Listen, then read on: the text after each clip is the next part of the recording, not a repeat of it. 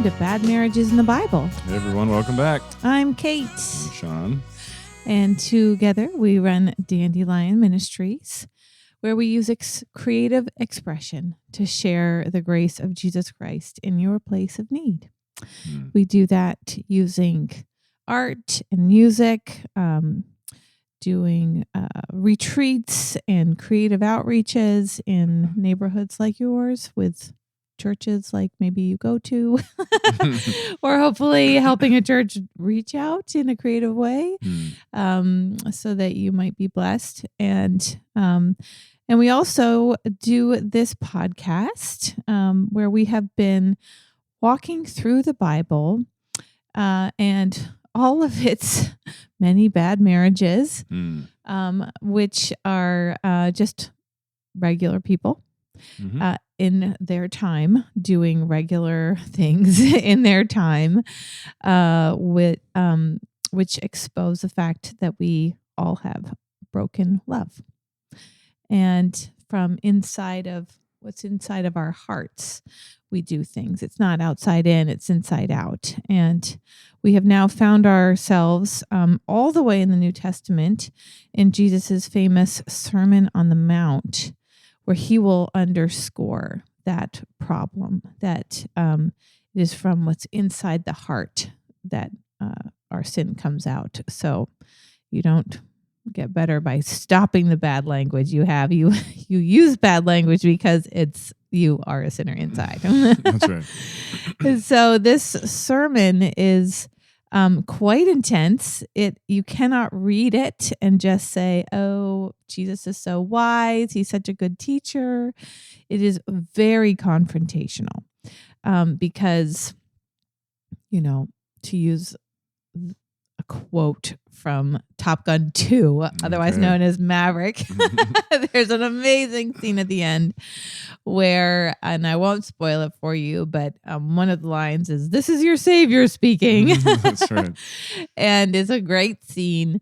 And so this is your savior speaking. And so he is he is breaking our denial to think that any of us, the goody two shoes out there, those who are, completely destitute and wallowing in shame, the whole gamut. He's saying every single person on earth needs a savior, and I have come to be that.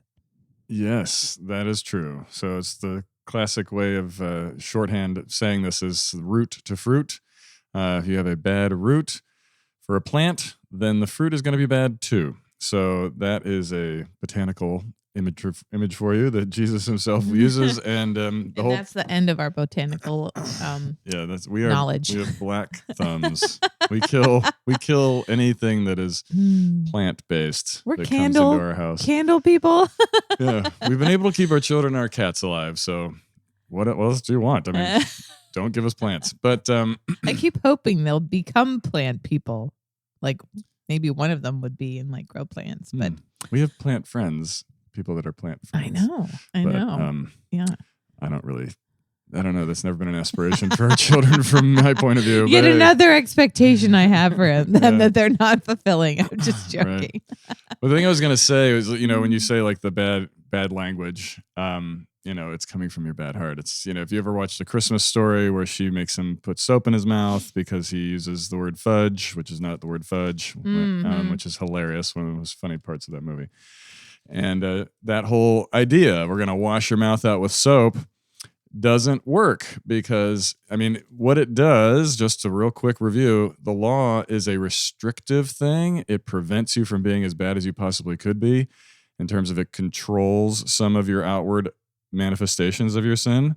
So like the soap, that experience of having the soap put in your mouth is supposed to make it so awful, the taste is so bad, it traumatizes you to the point where you don't want to do it again. That's the whole thing. But it doesn't actually change the fact that in his heart, little Ralphie was still saying fudge all the time. So that's the whole thing.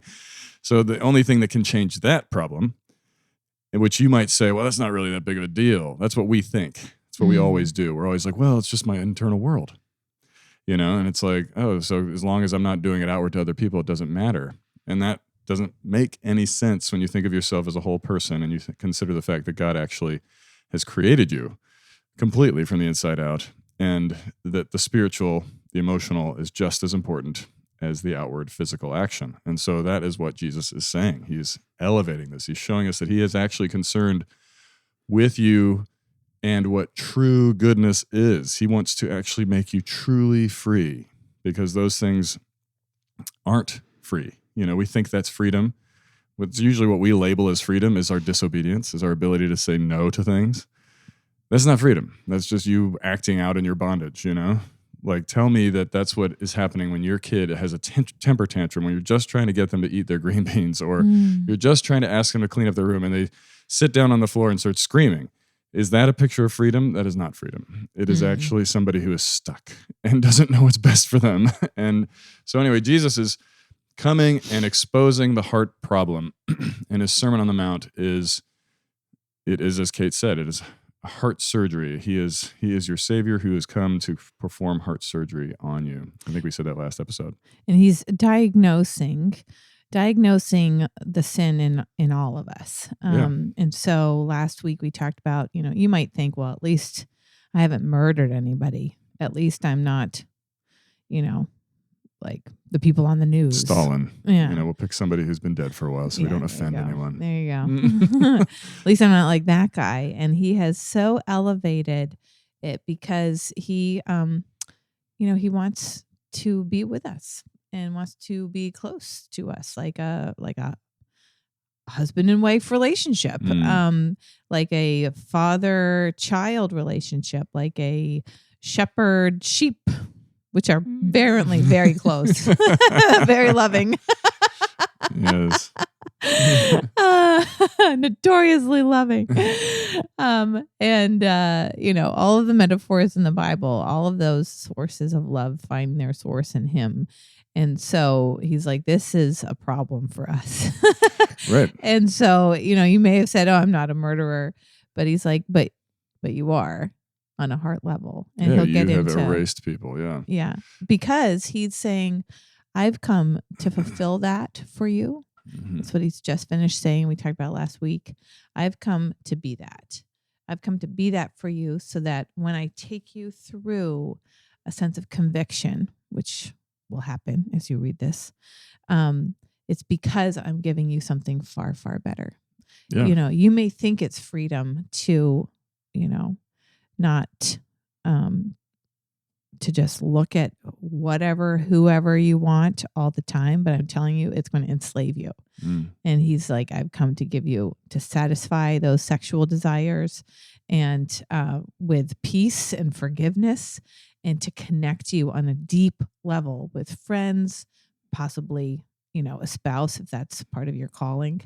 But with all of those areas that you need for emotional connection that won't enslave you. They will bring you life. Right. Yeah. I mean, he is the author of true intimacy, and that is what he is after with you personally, between him and you and others. Actually, healthy, functional relationships. So we're in Matthew 5, and we're going to take a look at the next thing. So we did murder and anger last week, and this all applies to marriage because, as we've said, your sin comes out in your most intimate relationships. And this is when you actually, when you are connected to somebody deeply, you see that your world impacts them directly and vice versa. So Matthew 5 is chapter 5. So there we are. And verse 27 and through 30 is the one on lust. And he says, you have heard it said. So that's the response again, that formula response. You've heard it said, Moses told you, you shall not commit adultery. And everybody who's listening to him is like, yeah, I'm good on that one. Most of them, probably. But I say to you, so there he's saying, I am God. I am interpreting this correctly for you, that everyone who looks at a woman with lustful intent has already committed adultery with her in his heart. And you can flip that and say every man or every woman who has looked at any man with lustful intent has committed adultery with him in her heart. I did it. I was able to do it. So then he goes, this is that part that we talked about last week. If your right eye causes you to sin, tear it out and throw it away. For it's better that you lose one of your members than your whole body be thrown into hell. And if your right hand causes you to sin, cut it off and throw it away, for it's better that you lose one of your members than your whole body go to hell. So there we are. He's very into amputation. Yes, Jesus. Is that what we talked about this last week? Is heaven full of people with missing limbs? No, it's the heart that has to be cut out. The heart is the problem that is causing you to sin. And so he is using hyperbole because nobody in that audience literally tried to cut things out or off.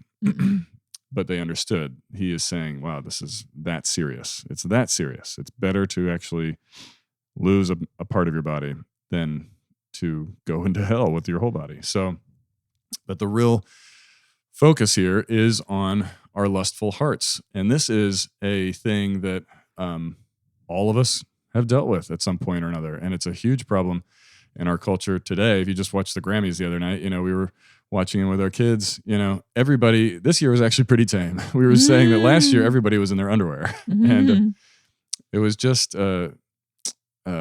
Bieber that was in his underwear, but they were boxers, so it was okay. Justin Bieber. and he performed so well. It was cool, so we were cool with him in his underwear. He had socks on, so it kind of balanced out. Yeah, there you go. He had his business socks on. So anyway, but the whole thing is he's saying if you just looked with lust at anybody, then you have committed adultery. You are guilty of that. And he says that, you might say, well, I'm not even married, so how can it be adultery? Well, she's not your wife, or he is not your husband, even if you're not married and you're still looking with lustful intent at anybody, then you are committing adultery in the sense that you're not married with them yet. They might become your spouse and then go for it. But that's the thing that he is highlighting. This is a heart issue. And which, our phones betray us. Yeah, it's like every AI tool, every, the search engines on your phone, they just show that everybody is doing this, Well, that's it. I mean, sex sells. That's it's like 101 advertising and marketing. It's like how companies really have to work hard.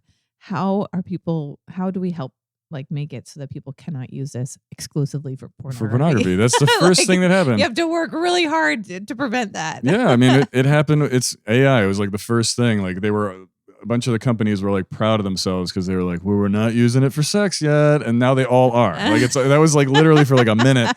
And then the whole thing with Grok, which was Elon Musk's thing, that everybody was getting in trouble because AI was undressing people. It was imagining what their bodies look like, and it's yeah, you can undress, Prince Charles or whoever you want. I don't know why I chose that one, but that's the one you were thinking of. And now I did that so that to teach you an object lesson that you are automatically thinking of Prince Charles naked, and so therefore you need forgiveness and and healing. And healing. No, but this is the thing. I mean, the interesting part about this is what, we are actually built as sexual beings.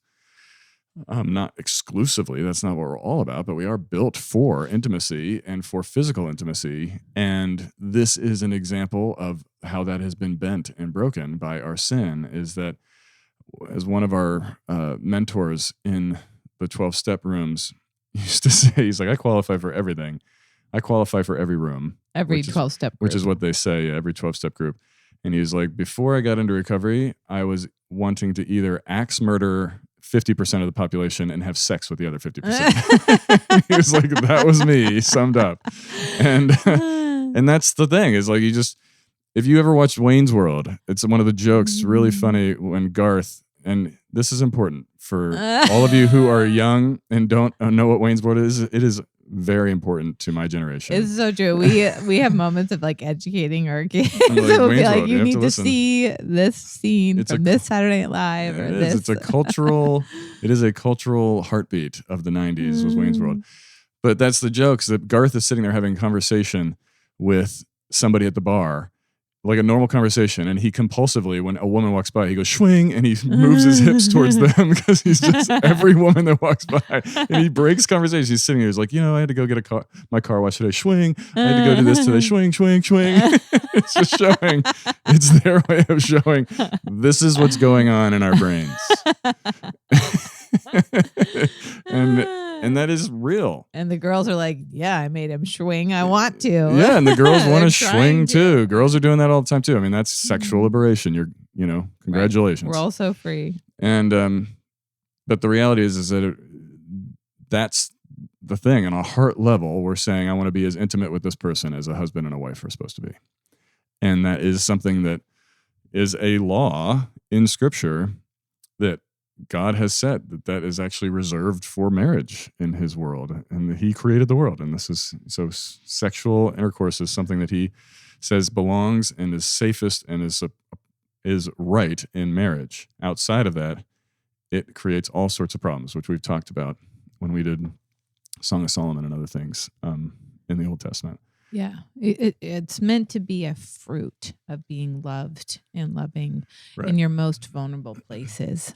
And then it gets expressed physically. And so I love that Jesus, I love and hate, it's like, oh, this is hard to read. Mm-hmm. I feel convicted by it. But at the same time, he knows that our secret lives, our sexual secret lives, can create great shame.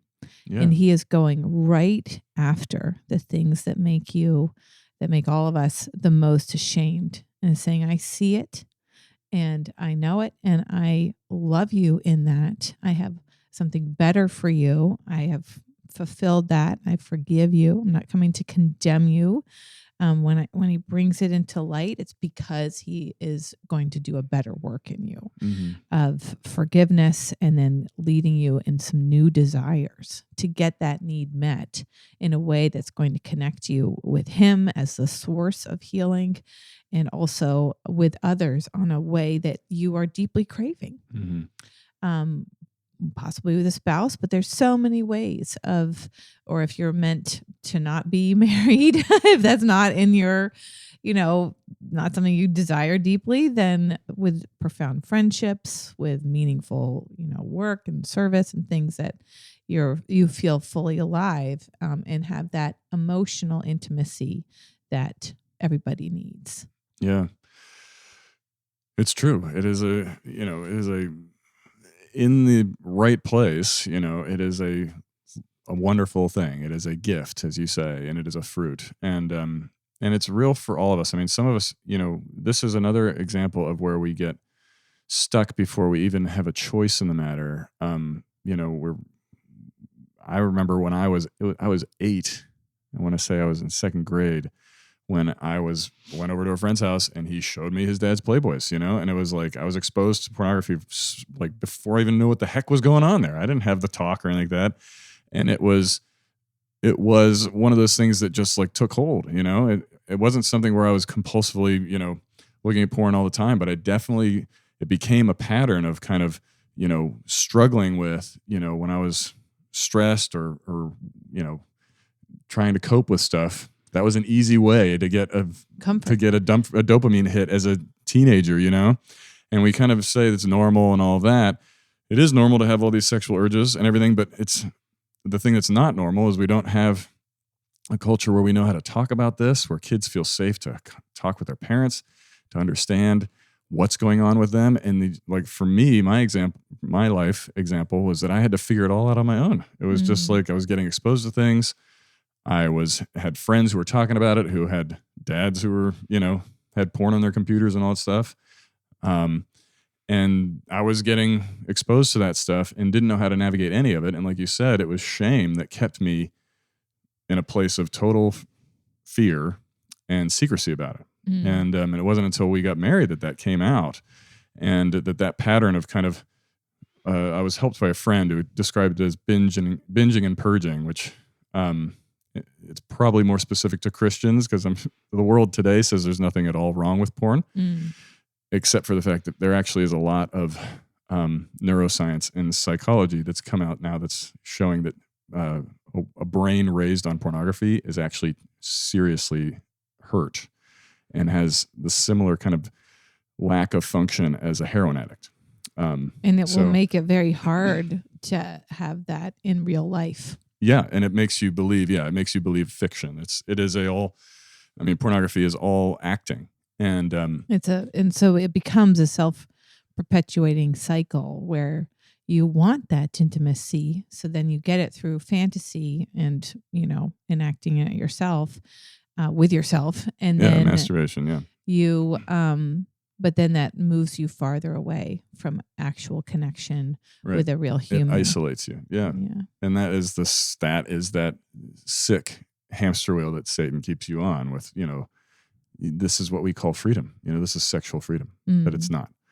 And and so the reality was, it was actually only by getting into a deep, intimate relationship with my wife that I started to, have deeper conviction about it, and being caught. I mean, frankly, that's what ended up happening early on in our marriage. And it's kind of like, because I had been acting out, and then we had to deal with it, and I still didn't know how to quite deal with it. And it wasn't until the Lord really convicted me, is like, we're going to deal with this now. And it was him. I mean, it was him being like, this is it. We're going to get help. And there frankly weren't a lot of resources. And but then thankfully there's a ministry called Pure Desire that was really a blessing, and just helped me walk through the heart motivations for why I was going there. It became a tool that I was just using to cope with stress in my life. And or when life really got rough. And like I say, I would go through patterns of purging where it wouldn't happen for a while, but then something would hit. Life is unexpected, and then I'd act out again. And so Pure Desire takes you to your place of trauma, gets into the heart stuff, the reasons why you turn to this for comfort, the places where you didn't get comforted the way that you needed to when you were younger. And you do that in the context of these groups where other guys are doing the same thing. So you have that fellowship of, being loved, and having somebody be like, me too, or I care about you, and this doesn't disgust me. I'm not running away. Yeah. I get it. You're loved. I love you in this place. It's that fellowship of other peers that perhaps was Takes lacking. away the shame. Yeah, it was lacking from the parent that you needed it from, and you can get it from peers, and that's echoing Jesus's love for you, and the forgiveness goes like it's endless. What it goes, it uncovers, as it uncovers memories. His forgiveness goes endless, and his understanding and his compassion. And Jesus is the one that's initiated this conversation in this sermon. Yeah, he's like, he's we're going like, to "This talk is a about problem." this, and this is an area where everybody's dealing with secrets and shame. And the world may have told you it was totally fine, but now you're in a spot where you're lonely and isolated. Yeah, and you have a hurt. If you're married, you have a hurt spouse. That's the thing. Yes. It actually does. I mean, it's not benign, and Yes. and that was what we had to walk through. The Pure Desire Ministry is really helpful for anybody who's listening to this, men or women. They help you walk through that process of reconciliation, walk through what it looks like to own your side of the street, to give a full disclosure in a healthy way that's guarded, that's not going to hurt someone. And then you can actually walk through forgiveness and reconciliation together. And it's replacing it too with the genuine connection that you need from peers, with yourself, with your past, with your shame, with your spouse, so that the desire to get a quick dopamine hit, it actually lessens, it goes away in that way, because you realize, that didn't actually help. It made things worse. Right. You get fulfilled a different way. And that's right. It's the whole process of recovery in general, which is you realize that this thing is killing you. It's not actually giving you what you need. And then you want something else. We talked about that, God giving you a new desire last week, the past couple episodes. So that is the work that he does. Yes. And he does it with this specifically, which is hard to imagine sometimes, I think, in our culture, that like you can be fulfilled without essentially undressing everybody all the time. I mean, it's like that's like they're undressing it for you on the Grammys or whatever. Like it's the world. Our culture is so sexually charged. Yeah. That it feels like that's like an impossibility. You might feel that, but I'm telling you, it's real, and I've experienced it. And it's been years now of real freedom, and it's because of the Lord of showing me what true intimacy is. Yeah. And yeah. dealing with the shame, pain, the trauma, the original traumas, and then the shame that was associated with all of that. So the need for comfort, the need for connection is not a bad one. It's a good one right, that, that's right. you know, that exposes you in the first place. You know, you're trying to bond with your friend or, you know, and you're wanting to experience awe and something exciting and thrill. And so that's not necessarily a bad thing, but the solution it gave was one that is, you know, a broken one. And now the Lord has been like that. I am going to fulfill those desires of wonder, of comfort. But it's one that connects you to yourself, connects you to me, connects you to your spouse, connects you to the friends that are real friends that on a heart level. Yeah.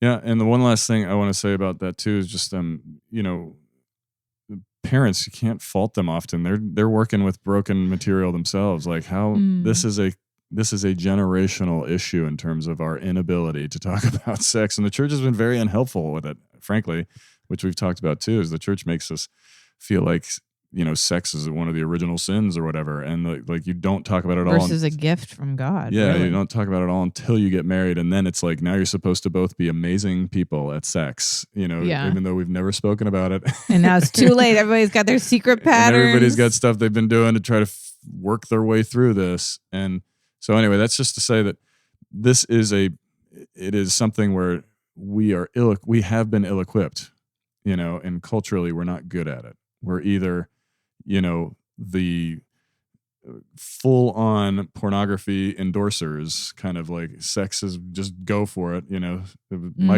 It's George Michael's "Sex is natural, sex is fun," blah blah blah. That song, "I Want Your Sex." I don't know if you remember that. That was a song that he sang. I love George Michael, by the way, and but not because of that song per se, but then it's that, or it is the, you know, kind of more puritanical, prudish, you know, I didn't kiss anybody until I was, you know, it was my wedding day. And so that's like we don't have a healthy, in my opinion, openness about this subject. And I certainly suffered from that. And but it's been an area of growth, and the Lord, there are really great resources out there, and there is a way to be free and to talk through sexuality, and not have it be something where it's like you feel squeamish about it. And in the Lord, you know, a marriage, like you were so, when you began this kind of confessing to me, and God initiated it. Yeah. He dragged you into the light in a way you weren't expecting, and then continued to do that. And everything can be forgiven and redeemed, you know, and that's not always the case. We're going to talk about marriages that fail next time, and the compassion God has for that, and the reason why Jesus is bringing that up too in this sermon. But in him, it's amazing the power of his redemption and what forgiveness can do, and the kind of reconciliation and healing for both people that can happen. So there's real hope for, you know, I mean, that ministry that you mentioned, Pure Desire, there's others too. There are others, yeah. They're full of testimonies of people who have weathered big, you know, betrayals, and there can be forgiveness. It doesn't always happen, but there can be forgiveness and redemption where both people are owning their sins and their secrets, and getting the help and the support and the community they need, and he can bring tremendous, I mean, it's just his redemption is endless. It's endless, and he can bring new life from everything. That's what the bad marriages in the Bible, all throughout Scripture, all throughout history, they testify to the power of his redemption, and that's true for you today. It is. And it's true for you, we've focused a bit on pornography as a specific thing, but it's the whole point of this passage is true for everybody. Because whether or not you're looking at porn, you have lusted after somebody recently. Yes. Well, I was going to begin it forgiveness next time. You can listen next time to more of the story of someone who's more asexual, which was my bringing up, but I was full on comparing my body. I was consumed with comparing my body to other women's bodies. And so it's not like the same, but it's covetousness, and that completely consumed. I mean, it didn't completely, that's an overstatement, but it was a big distractor to the intimacy, and the two of us, had our secret lives. Yeah. And so, he's at work in this. He's at work in those who are kind of asexual or shut down, repressed. That's what I want to say. Yeah. Repressed, because that need is real, and you're actually getting it met in some other way that's destructive to yourself, to your spouse, to other people. So whether it's through, the porn direction or some other way, unless it is, kind of you're boasting in your weakness and you're real about your vulnerabilities and your triggers, and you have forgiven and the Lord is in you, at work in it. So it's not a taboo topic. It's not scary. It's something that his forgiveness is at work in. His grace in that area, and you have some people you can talk with that are safe, that are going to bring you back to his forgiveness and bring you back to the real intimacy and the real needs that he's meeting for you.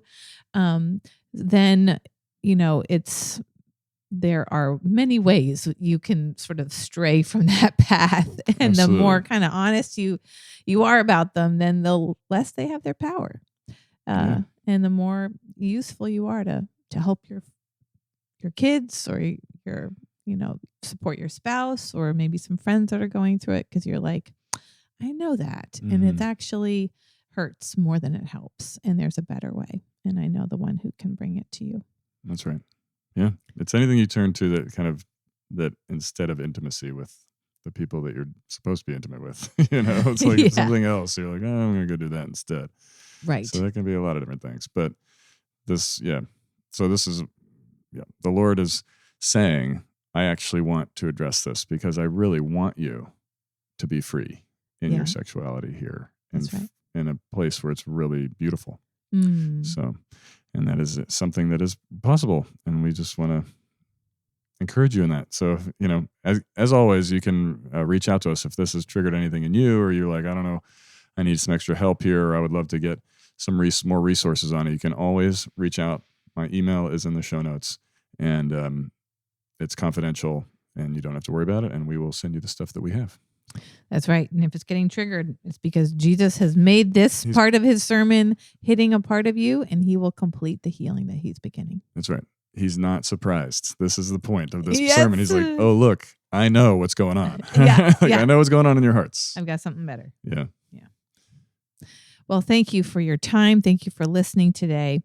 Check out the show notes as Sean invited you to. We would love to support you, pray for you. You can check out our website. We would welcome any donations you would like to give through dandelionministries.org/give. Like, subscribe, share it with your friends, and hope to connect with you next time. We'll see you next time. Thanks for your time. Thanks, everybody.